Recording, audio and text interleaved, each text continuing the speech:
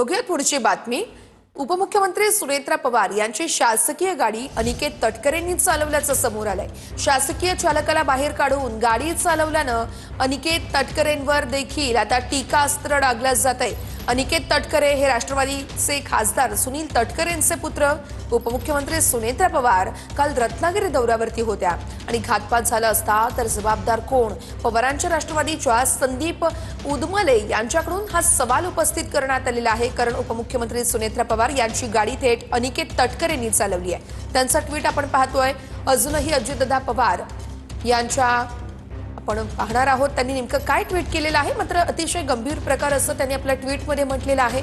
अनिकेत तटकरे यांच्यावरती टीकास्त्र डागले। अनिकेत तटकरे हे प्रदेशाध्यक्ष खासदार सुनील तटकरेंचे पुत्र आहेत। घातपात झाला असता तर जबाबदार कोण, असा सवाल संदीप उदमल यांनी उपस्थित केला आहे। अजूनही अजितदादा पवारांच्या घातपाताची शक्यता वर्तवली जात असतानाच खासदार सुनील तटकरेंचे पुत्र अनिकेत तटकरेंनी शासकीय चालकाला बाहेर काढून स्वतः गाडी चालवली। जर घातपात झाला असता तर याला जबाबदार कोण?